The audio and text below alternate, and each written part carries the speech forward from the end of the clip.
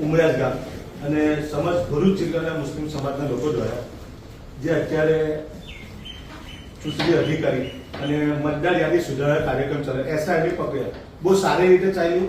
લોકોએ સહકાર આપ્યો.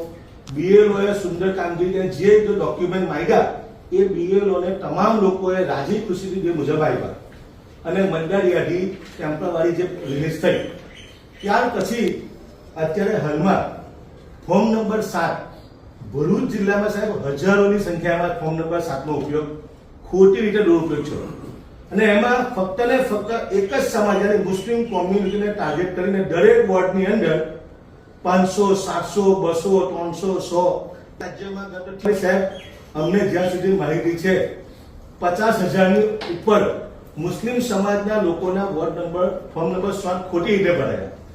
જે લોકો આપણા બીએલઓ સાહેબ ઘણા વિસ્તારના બીએલઓ જે છે એમના પણ ફોર્મ નંબર 7 ભરાઈ ગયા.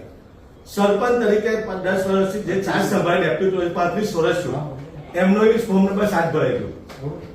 અમારા વિસ્તારમાં મારી 2 દીકરીઓની વાત કરું સાહેબ, કેટલો પ્રાઉડ હતો મારી દીકરીઓ આજે ફર્સ્ટ ટાઈમ મતદાન કરવા જઈશું.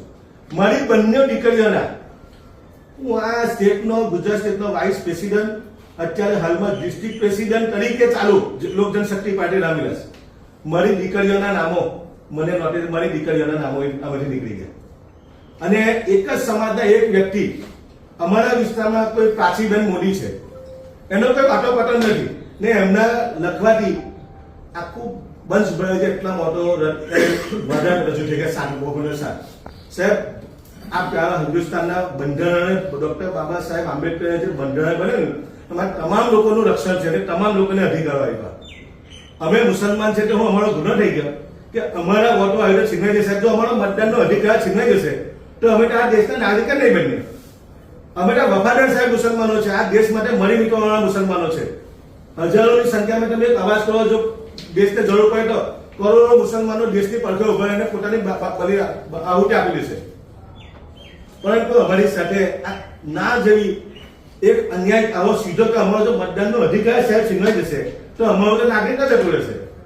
અમારા બાળ બચ્ચાનું શું, અમારા સમાજ કોમ્યુનિટીનું અને હિન્દુસ્તાનમાં 25 કરોડ સાહેબ મુસલમાનો છે અને ભરૂચ જિલ્લામાં જો આવી રીતે 50,000 થી પ્લસ છે. આનો હું તમને ઓછો આંકડો બોલું સાહેબ, વધારે છે કે જેમના ફોર્મ નંબર 7 ભરાઈ ગયા. આટલા બધા વાંધા લઈને અમારી એક માંગ લઈને આપણા પાસે આવેલા છે. આપ એક જિલ્લાના સભાસદ છો, ન્યાય અમે તમારી પાસે જઈને માંગવા આવી શકે, અમે કોઈની પાસે જઈ નહીં શકતા. એટલે આપણી પાસે અપેક્ષા લઈને આવ્યા ફોર્મ નંબર 7 જે લોકો લીગલી ફોર્મ ભર્યા છે અને જે તો એની તમને વાંધો નથી, તમે એમના વોટ ખોટા હશે કરી નાખો. પણ જે લોકો જીવતા છે, ભર્યા છે અને અહીંયા વર્ષોથી રહે એમના ફોર્મ નંબર 7 ભરાઈ ગયા ને એક વ્યક્તિ સાહેબ 700, 700, 100, 200 ફોર્મ ભરી દીધા. આ બિલકુલ એક કોમ સાથે અન્યાય થઈ રહ્યો છે. એટલે અમે ભારતના મહામહિમ રાષ્ટ્રપતિ doctor Mohammad Begum, Chief Justice of Supreme Court, ભારતના વડાપ્રધાન શ્રી નરેન્દ્રભાઈ મોદી અને મુખ્ય નિર્વાચન ચુનાવ આયોગ અને ગુજરાતના મુખ્યમંત્રીનો ચુનાવ આયોગને અને રાજ્યપાલ આપણા મારફતે સાહેબ અમે અપેક્ષા રાખીએ કે અમને ન્યાય મળે, જસ્ટિસ મળે અને આ સમાજ સાથે ખોટું ન થાય એવી આજે અમે દિલથી અપેક્ષા લઈને આવીને અપીલ કરવા આવેલા છે.